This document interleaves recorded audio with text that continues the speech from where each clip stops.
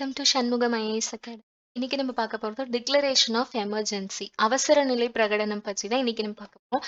இந்தியால எப்பெல்லாம் எமர்ஜென்சி வந்தது அப்படிங்கிறது தான் இன்னைக்கு நம்ம பார்க்க போறோம். ஃபர்ஸ்ட் எமர்ஜென்சி அப்படிங்கிறது என்னன்னா, எமர்ஜென்சி சிச்சுவேஷன் ஒரு நாட்டுல எப்ப அரைஸ் ஆகும்னு சொல்லும்போது, சாதாரணமான ஒரு சூழ்நிலை இல்லாம அசாதாரண சூழ்நிலை ஏற்படும் பொழுது, that means government is empowered to the perform actions that would not normally to be permissible. நார்மலா அந்த சிச்சுவேஷன் வந்து அரைஸ் ஆகாது.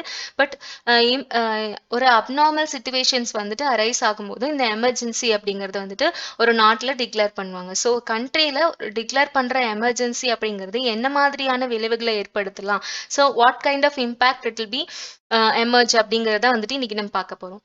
ஃபர்ஸ்ட் வந்துட்டு எமர்ஜென்சி சிச்சுவேஷன் டைம்ல வந்துட்டு ஈவெண்ட் ஆஃப் டிசாஸ்டர், ஸோ அது ஒரு டிசாஸ்டர் ப்ராசஸா இருக்கலாம், அல்லது வந்துட்டு civil unrest or armed conflict அப்படின்னு சொல்லக்கூடிய இயற்கை பேரழிவுகளாலோ இல்ல வந்து உள்நாட்டு அமைதியின்மைன்னு சொல்லக்கூடிய internal disturbances, so internal disturbances ஏதாவது ஏற்படுற டைம்லயோ இல்ல வந்து ஆர்ம்டு ரிபெலியன்ஸ் சொல்லக்கூடிய ஆயுதமேந்திய ஒரு போர் சிச்சுவேஷன் வந்து நடக்கிற டைம்லயோ வந்துட்டு தான் இந்த எமர்ஜென்சி அப்படிங்கறது வந்துட்டு ப்ரொக்ளைம் பண்ணுவாங்க. ஸோ எமர்ஜென்சி அப்படிங்கிறது ரொட்டீன் பிஹேவியரை, அதாவது வழக்கமான நடைமுறை செயல்கள் எல்லாத்தையுமே வந்து நம்மளுக்கு தடை செய்யற மாதிரியான process. So that is what will call it as emergency. So இந்த எமர்ஜென்சியை வந்து எப்படி எல்லாம் இம்ப்ளிமெண்ட் பண்ணாங்க, இன் இந்தியா கவர்மெண்ட்டை பொறுத்த வரைக்கும் எப்படி வந்து நம்மளுடைய கவர்மெண்ட் ஏஜென்சிஸ் வந்துட்டு டே பை டே அதோடைய எமர்ஜென்சி சிச்சுவேஷன்ஸை வந்து எப்படி வந்து டேக்கிள் பண்ணாங்க அப்படிங்கிறத வந்துட்டு நம்ம பார்க்க போறோம். ஃபர்ஸ்ட் வந்து இந்த எமர்ஜென்சி டிக்ளரேஷன் அப்படின்னு சொல்லும்போது எப்படி நம்ம சிட்டிசன்ஸ் வந்துட்டு இந்த எமர்ஜென்சி சிச்சுவேஷன்ஸை மேனேஜ் பண்ணாங்க, ஸோ அவங்களோட டெய்லி ரொட்டீன் பிஹேவியரை இது எப்படி அஃபெக்ட் பண்ணுச்சு அப்படிங்கிறத வந்து இந்த எமர்ஜென்சி பிளான் அப்படின்னு சொல்லுவோம். ஸோ எமர்ஜென்சி பிளானை வந்து நம்ம எப்படி இம்ப்ளிமெண்ட் பண்ணாங்க, இந்தியாவில் இதுக்கான என்ன ப்ராசஸ் இருந்தது அப்படிங்கிறத பார்க்குறோம். ஸோ ஒரு சாதாரணமா ஒரு எமர்ஜென்சி அப்படிங்கிறது எந்த கண்ட்ரிலுமே வந்து டிக்ளேர் பண்ண மாட்டாங்க. ஸோ அப்நார்மல் சிச்சுவேஷன் எப்பெல்லாம் போகுதோ அப்பதான் வந்து இந்த எமர்ஜென்சி அப்படிங்கிற வேர்டை காயின் பண்ணுவாங்க. ஸோ இதுக்கான power to impose the emergency rule, யார் இந்த எமர்ஜென்சி அப்படிங்கிற ரூலை வந்து மெயின் பண்ண முடியும் அப்படின்னு பார்க்கும்போது பிரசிடென்ட் கிட்ட மட்டும்தான் அதுக்கான பவர் இருக்கு. ஸோ என்ன மாதிரியான சிச்சுவேஷன்ஸ்ல பிரசிடென்ட் இந்த எமர்ஜென்சி ரூலை இம்போஸ் பண்ணுவாங்க அப்படின்னு பார்க்கும்போது, வார் இல்லை அப்படின்னா ஒரு எக்ஸ்டர்னல் அக்ரெஷன் சொல்லக்கூடிய ஒரு பேரழிவுகள், ஸோ ஏதாவது ஒரு தேவையில்லாத இன்டர்னல் டிஸ்டர்பன்சஸ் ஒரு எக்ஸ்டர்னல் டிஸ்டர்பன்சஸ் இந்த மாதிரி போர் வரக்கூடிய சூழ்நிலை வருது அப்படின்னா மட்டும்தான் வந்து பிரசிடென்ட் எமர்ஜென்சி அப்படிங்கிற ஒரு ரூலை வந்து இம்போஸ் பண்றாரு. ஆர் அதர்வைஸ் ஆர்ம்டு இன்சர்ஜென்சி அப்படின்னு சொல்லக்கூடிய ஆயுதம் ஏந்திய போர் கிளர்ச்சியாளர்கள் அப்படின்னு சொல்லலாம். ஸோ இந்த மாதிரியான கிளர்ச்சியாளர்கள் இந்தியாவுக்குள்ளேயோ இல்ல வேற கண்ட்ரிக்குள்ளேயோ இருந்து நம்மளுக்கு வந்து வராங்க அப்படின்னா அந்த டைம்ல வந்துட்டு பீப்புள்ஸோடைய நார்மல் சிட்டிசன்ஸோடைய பீஸ்ஃபுல் லைஃப் வந்து பாதிக்கப்படும். ஸோ அப்படி இருக்கிற சூழ்நிலையில மட்டும்தான் வந்து இந்த எமர்ஜென்சி அப்படிங்கறத கொண்டு வருவாங்க. ஸோ இது அவசர கால ஒரு ஆட்சி, ஸோ அவசர கால ஆட்சின்னு சொல்லக்கூடிய இந்த எமர்ஜென்சி ரூல் சொல்றாங்க. ஸோ இந்த எமர்ஜென்சி ரூலை யாரு இம்போஸ் பண்ணுவாங்க அப்படின்னா ஜனாதிபதி, தட் இஸ் பிரசிடென்ட். ஸோ போர் இல்லை அப்படின்னா வெளிப்புற ஆக்கிரமிப்புகள் இல்லை அப்படின்னா நம்மளுக்கு ஆயுதம் ஏந்திய கிளர்ச்சியாளர்கள் சொல்லக்கூடிய ஆர்ம்ட் இன்சர்ஜென்சி, அவங்க தான் வந்துட்டு இந்த எமர்ஜென்சி சிச்சுவேஷனை அரைஸ் பண்ணக்கூடிய ஒரு பர்சன்ஸ். ஸோ நம்ம இந்தியாவை பொறுத்த வரைக்கும் நம்ம அவசர நிலை பிரகடனங்கள்னு சொல்லக்கூடிய இந்த எமர்ஜென்சி டிக்ளரேஷன் எப்பெல்லாம் நம்மளுக்கு எமர்ஜென்சியை ப்ரொக்ளைம் பண்ணுவாங்க அப்படின்னு பார்த்தோம். ஸோ இதுக்கப்புறம் என்னெல்லாம் எமர்ஜென்சி ப்ரொவைட் பண்றாங்க அப்படின்னா 3 டைப்ஸா நம்மளுக்கு வந்துட்டு இந்தியாவில் அவசர நிலை பிரகடனங்கள், அதாவது தி 3 டைப்ஸ் ஆஃப் எமர்ஜென்சி டிக்ளரேஷன்ஸ் என்னென்ன டைப்ஸ்ல நம்மளுக்கு வந்துட்டு எமர்ஜென்சியை ப்ரொக்ளைம் பண்றாங்க அப்படின்னா, தேசிய அவசர நிலை பிரகடனம், இது ஆர்டிகல் 352ல நம்மளுக்கு கான்ஸ்டியூஷன் புக்ல நம்ம எழுதியிருக்காங்க. சோ தேசிய அவசர நிலை பிரகடனம் சொல்லக்கூடிய the national emergency declaration of article 352.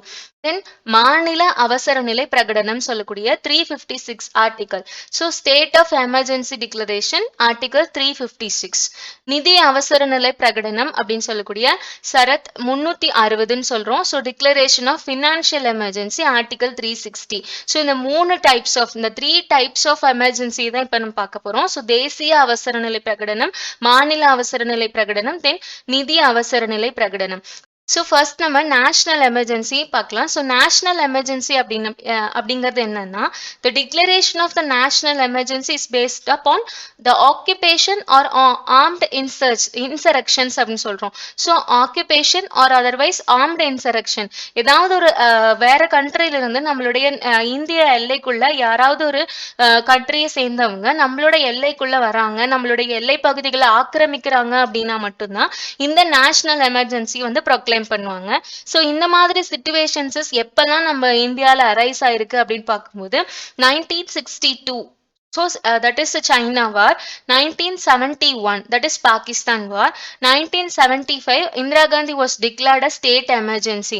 So இந்த சிச்சுவேஷன்ஸ்ல மட்டும்தான் நம்மளுக்கு வந்துட்டு நேஷனல் எமர்ஜென்சியை ப்ரொக்ளைம் பண்ணியிருக்காங்க. ஸோ அப்பான் தட் நம்மளுக்கு வந்து த்ரீ டைம்ஸ் வந்து நேஷனல் எமர்ஜென்சி இந்தியாவில் டிக்ளேர் பண்ணியிருக்காங்க. தென் இவங்க வந்து எப்பெல்லாம் நம்மளுக்கு வந்துட்டு இந்த நேஷனல் எமர்ஜென்சியை ப்ரொக்ளைம் பண்ணலாம் அப்படின்னு பார்த்தோம்.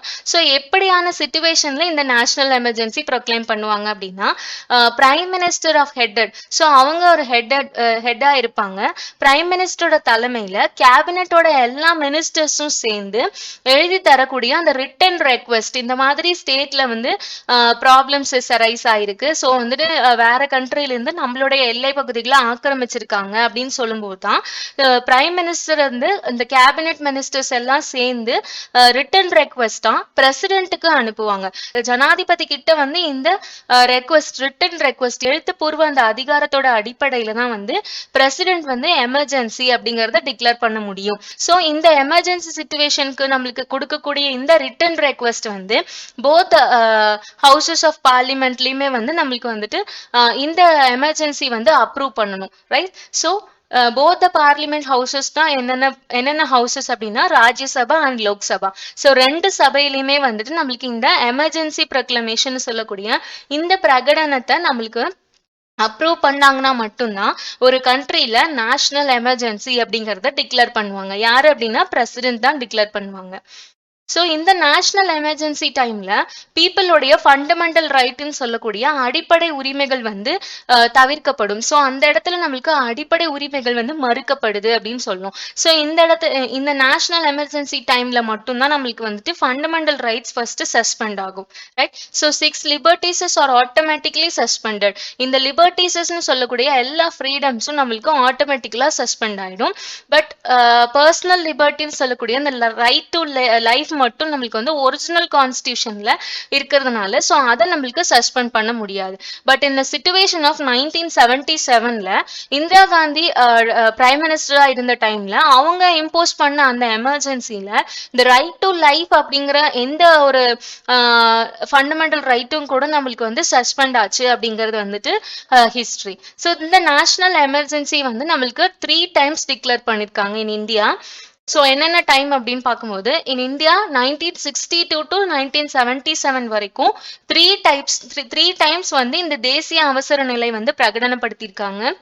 எப்பெல்லாம் இதை ப்ரொக்ளைம் பண்ணிருக்காங்க அப்படின்னு பார்க்கும்போது இந்தியா சைனா வார் நம்மளுக்கு நடந்தது. ஸோ அந்த டைம்ல ஜனாதிபதியா இருந்த சர்வப்பள்ளி ராதாகிருஷ்ணன் அவரு தான் வந்துட்டு இந்த நேஷனல் எமர்ஜென்சியை வந்துட்டு ப்ரொக்ளைம் பண்றாரு. So 26th October 1962 to 10 January 1968 வரைக்கும் இந்த எமர்ஜென்சி பீரியட் வந்து இருக்கு.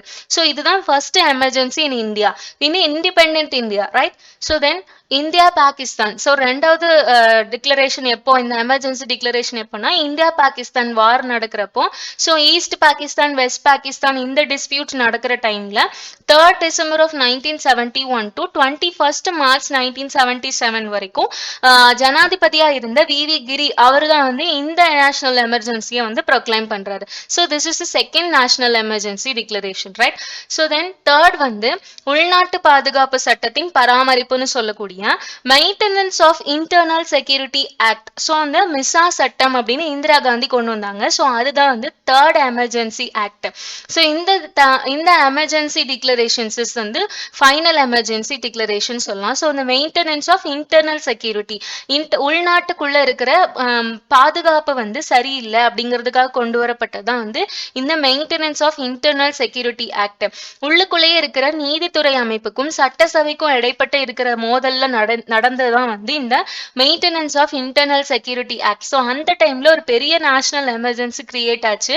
ஸோ 1971ல இருந்து அந்த 77 வரைக்கும் உள்நாட்டு பாதுகாப்புங்கிற பேச்சுக்கே இடமில்லாம இருந்த டைம்ல தான் வந்து இந்த எமர்ஜென்சி ப்ரொக்ளமேஷன் நடந்தது. ஸோ 25th June 1975ல இருந்து 21st March 1977 வரைக்கும் அப்போ ஜனாதிபதியா இருந்த பக்ருதீன் அலி அகமது அவர் தான் வந்துட்டு இந்த நேஷனல் எமர்ஜென்சியை ப்ரொக்ளைம் பண்றாரு. ஸோ இந்த 3 டைப்ஸ் ஆஃப் கொஸ்டின்ஸஸ் வரலாம். ஸோ எந்த டைம்ல நேஷனல் எமர்ஜென்சி டிக்ளேர் பண்ணும்போது யார் வந்து பிரசிடென்டா இருந்தாங்க அப்படிங்கிற கொஸ்டின்ஸ் கேட்கலாம். So this term is armed rebellion. Armed rebellion அப்படிங்கிற அந்த வார்த்தையை வந்து யார் இன்சர்ட் பண்ணாங்க அப்படின்னா இன்டர்னல் டிஸ்டர்பன்ஸ் அப்படின்னு ஏற்கனவே இருந்த அந்த டேர்முக்கு பதிலா ஆர்ம்டு ரிபெல்லியன் அப்படின்னு சொல்லிட்டு 44th Amendment ஆக்ட்ல நம்மளுக்கு இந்த வேர்டை வந்து காயின் பண்றாங்க. ஸோ இதுக்கு முன்னாடி நம்ம சொல்லிட்டு இருந்தோம்னா இன்டர்னல் டிஸ்டர்பன்ஸ், உள்நாட்டு கலவரங்கள், உள்நாட்டு அமைதியின்மை இப்படி சொல்லிட்டு இருந்த டைம் போயிட்டு ஆர்ம்டு ரிபெல்லியன் அப்படிங்கிற அந்த டேர்மை வந்து 44th Amendment ஆக்ட் 44வது சீர்திருத்த சட்டம் அது மூலமா வந்துட்டு நம்மளுக்கு கொண்டு வராங்க. ஸோ இதுதான் வந்துட்டு 3 டைப்ஸா நம்மளுக்கு நேஷனல் எமர்ஜென்சி டிக்ளேர் பண்ணுது. ஸோ நெக்ஸ்ட் வந்து பிரசிடென்ட் ரூல். பிரசிடென்ட் ரூல் அப்படிங்கிறது ஆர்டிகல் 355ல இம்போஸ் ஆகும். ஸோ இந்த ஆர்டிகல் 355ல ஒரு கவர்மெண்ட் இருக்கிற ஸ்டேட் கவர்மெண்ட் வந்துட்டு சரியா நடக்கல, ஸோ அந்த இடத்துல வந்துட்டு மினிஸ்ட்ரி ஃபால் ஆகுது, டிசல்யூஷன் நடக்குது அப்படின்னா ஸோ அந்த டைம்ல சட்டசபை சரியான கூடுகை இல்லாம முதலமைச்சரும் அவங்களுக்கு கீழே இருக்கிற அமைச்சர்களும் அந்த அரசாங்கத்தை சரிவர நடத்த முடியாம அவங்களுடைய அந்த அரசாங்கம் கவிழ்க்கப்படுது அப்படிங்கிற சூழ்நிலை வரும்போது பிரசிடென்ட் ரூல் அப்படிங்கிறது ஒன்று வரும். So president rule as well as call it as state emergency அப்படின்னு சொல்லலாம். இந்த ஸ்டேட் எமர்ஜென்சி அப்படிங்கிறது தான் பிரசிடென்ட் ரூல் அப்படின்னு ஃப்ரீக்வெண்டா எல்லாரும் சொல்ல ஆரம்பிச்சாங்க. ஃப்ரீக்வெண்டா சொல்ல ஆரம்பிச்ச இந்த பிரசிடென்ட் ரூல் தான் வந்துட்டு பாப்புலரா ஆயிடுச்சு. ஸோ 356 ஆர்டிகல் மூலமா ஒரு ஸ்டேட்டுக்கு எமர்ஜென்சி கொடுக்குறாங்க அப்படின்னா that is what we call it as a president rule. So இதுக்கு பிரசிடென்ட்டுக்கு என்னென்ன அதிகாரங்கள் கொடுக்கப்படுறாங்க அப்படின்னா பிரசிடென்ட் என்ன மாதிரியான செயல்பாடுகள் இருப்பாரு அப்படின்னா அவருடைய அதிகாரத்துக்கு வர எல்லா கான்செப்டும், தட் மீன்ஸ் ஆளுநருக்கு உண்டான எல்லா அதிகாரங்களும் மாநிலத்துல இருக்கிற சீஃப் மினிஸ்டர், மற்ற அதிகாரிகள், தலைமை அதிகாரி, தலைமை செயல் அதிகாரி எல்லாருக்கும் இருக்கிற அந்த எல்லா அதிகாரங்களையும் வந்துட்டு பிரசிடென்ட் எடுத்துக்க முடியும். ஸோ அவர் தான் வந்துட்டு டிக்ளேர் பண்ணுவார் என்ன சட்டம் கொண்டு வரணும், எது வந்துட்டு இந்த ஸ்டேட்டுக்கு நம்ம வந்துட்டு அந்த பிரசிடென்ட் ரூல் முடியிற வரைக்கும் அவர் தான் வந்து டிசைட் பண்ணுவார். ஸோ அது மட்டும் இல்லாம மாநிலத்துடைய சட்டமன்றத்தின் அதிகாரங்கள் எல்லாமே பாராளுமன்றத்தால தான் செயல்படுத்தப்படும். பார்லிமெண்ட் கேன் ஒன்லி டிசைட் அப்படின்னு சொல்லி பிரசிடென்ட் தான் சொல்லுவார். ஸோ பிரசிடென்ட் அந்த மாதிரி பார்லிமெண்ட் தான் டிசைட் பண்ணணும்னு சொல்லிட்டாருன்னா வேற யாரும் அதை வந்து சேஞ்ச் பண்ண முடியாது. ஸோ அதே மாதிரி அந்த ஸ்டேட்ல ஏதாவது ஒரு ஆர்கனைசேஷன் ஸ்டார்ட் பண்றதோ இல்லை வந்து ஏதாவது ஒரு சட்டம் அவசரமா கொண்டு வரணும்னாலோ எல்லா கான்செப்டுமே வந்துட்டு பிரசிடென்ட் மட்டும்தான் வந்து மேக் பண்ண முடியும். So he only can decide all the things. தென் ஃபைனலா ஃபினான்ஷியல் எமர்ஜென்சி.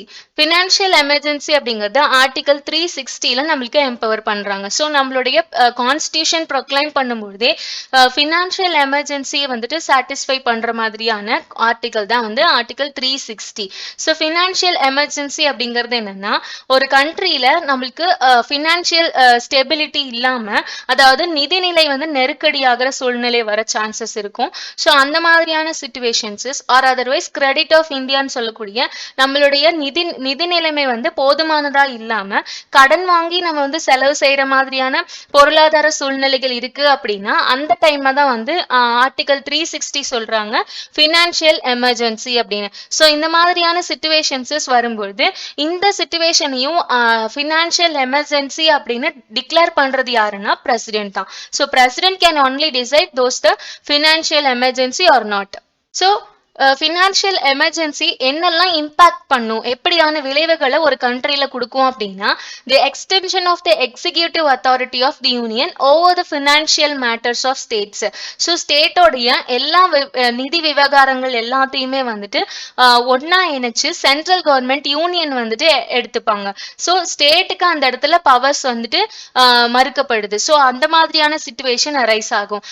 அதுக்கப்புறம் பார்த்தோம்னா நம்மளுக்கு state government and central government மேனேஜ்மெண்ட்ல கீழே ஒர்க் பண்ற எல்லாத்தோடைய சேலரிஸ் அலோவன்சஸ் எல்லாமே நிதி நெருக்கடினால அவங்களுடைய எல்லா சேலரிஸஸ் அலோவன்சஸ் எல்லாத்தையுமே அதை வந்து ரிடக்ட் பண்ணவோ இல்ல வந்துட்டு குறைக்கவோ கூட்டவோ முடியும். ஸோ இந்த மாதிரியான ப்ராசஸ் வந்துட்டு ஆட்டோமேட்டிக்கா வந்து ஸ்டேட் கிட்ட இருந்து யூனியன் கிட்ட மாறிடும். ஸோ இந்த மாதிரியான இம்பாக்ட் வந்து நம்மளுக்கு நிதி அவசர நிலையில ஏற்படலாம். அண்ட் அது மட்டும் இல்லாம ஏதாவது மணி பில்ஸஸ் இல்லைன்னா வந்து பினான்சியல் பில்ஸஸ் வந்துட்டு நம்மளுக்கு லெஜிஸ்லேட்டிவ் அசம்பிளில நம்ம பாஸ் பண்றோம் அப்படின்னா பிரசிடென்ட் கிட்ட டைரக்டா போறதுக்கு முன்னாடி ரிசர்வேஷன் நம்ம பண்ணி வைக்க முடியும். ஸோ இது ஒரு இம்பாக்ட்.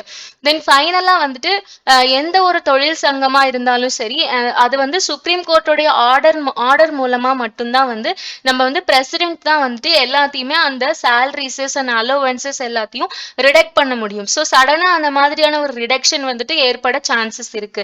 ஸோ நிதி நெருக்கடி அதாவது பினான்சியல் எமர்ஜென்சி வருது அப்படின்னா அந்த கண்ட்ரியில ஒர்க் பண்ற ஒர்க்கிங் கிளாஸ் பீப்புளுக்கு தான் அந்த ரிடக்ஷன் வந்துட்டு அவங்களோட சேலரிஸஸ் அண்ட் அலோவன்சஸ்ல ஒரு பெரிய நெருக்கடி வர சான்சஸ் இருக்கு. ஸோ இது எல்லாத்தையுமே வந்துட்டு யூனியன் கவர்மெண்ட் டேக் ஓவர் பண்ணிடுவாங்க. ஸ்டேட் கவர்மெண்ட் கிட்ட எந்த ஒரு அத்தாரிட்டியுமே இருக்காது.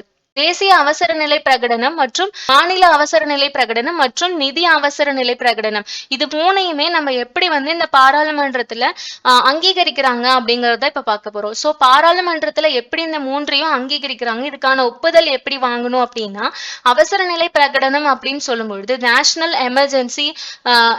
எமர்ஜென்சியை ப்ரொக்ளைம் பண்றதுக்கு முன்னாடி அந்த ப்ரொக்ளைம் பண்ண டேட்ல இருந்து 1 மந்த்துக்குள்ள ரெண்டு அவைகளையுமே அதாவது போத் ஹவுசஸ்லயுமே வந்துட்டு நம்மளுக்கு அப்ரூவ் ஆயிருக்கணும். ஸோ 2 அவைகள்லயும் லோக்சபா அண்ட் ராஜ்யசபா 2 அவைகள்லயுமே அப்ரூவ் பண்ணிருக்கணும். அதுதான் வந்து நேஷனல் எமர்ஜென்சின்னு சொல்லக்கூடிய தேசிய அவசர நிலை பிரகடனம். ஸோ இதுக்கு 1 மந்த் தான் டைம் பீரியட். பட் மாநில அவசர நிலை பிரகடனம் அல்லது வந்து ஜனாதிபதி ஆட்சி அப்படின்னு சொல்லக்கூடிய இந்த குடியரசுத் தலைவர் ஆட்சிக்கு வந்துட்டு சப்போஸ் அந்த பிரகடனம் வெளிவிட்டுட்டாங்க அப்படின்னா அதை ப்ரொக்ளைம் பண்ண அந்த டேல இருந்து 2 மந்த்ஸ்க்குள்ள பார்லிமெண்ட்ல 2 அவைகள்லயுமே போத் லோக்சபா அண்ட் ராஜ்யசபா 2 சபைகள்லயுமே வந்துட்டு இதை நம்ம அப்ரூவ் பண்ணிருக்கணும். ஸோ தென் தேர்ட் வந்து நிதி அவசர நிலைன்னு சொல்லக்கூடிய இந்த பினான்சியல் எமர்ஜென்சிய இது ப்ரொக்ளைம் பண்ண டேல இருந்து 2 மந்த்ஸ்க்குள்ள வந்து நம்ம பார்லிமெண்ட்லோட 2 அவைகள்லயுமே போத் ராஜ்யசபா அண்ட் லோக்சபா 2 அவைகள்லயுமே நம்மளுக்கு வந்து 2 மாசத்துக்குள்ள இதை வந்துட்டு ப்ரொக்ளைம் பண்ணிருக்கணும். ஸோ ஃபர்ஸ்ட் நேஷனல் எமர்ஜென்சியை 1 மந்த்துக்குள்ள நம்மளுக்கு வந்து அப்ரூவ் பண்ணிருக்கணும். செகண்ட் வந்துட்டு பிரசிடென்ட் ரூலை வந்து 2 மந்த்ஸ்க்குள்ள, அதே சேம் ஆஸ் தட் பினான்சியல் எமர்ஜென்சியை 2 மந்த்ஸ்க்குள்ள வந்து ப்ரொக்ளைம் பண்ணிருக்கணும். ஸோ இதுதான் வந்துட்டு national and president rule and financial emergency. So இதெல்லாம் தான் நம்மளுக்கு வந்துட்டு எமர்ஜென்சி சிச்சுவேஷன்ல இந்தியா ஃபேஸ் பண்ற எல்லா கான்செப்டும். ஸோ இதுக்காக வந்துட்டு ப்ரொக்ளைம் பண்ணப்பட்டதான் வந்துட்டு இந்த நேஷனல் எமர்ஜென்சி சிச்சுவேஷன்ஸ். தேங்க்யூ.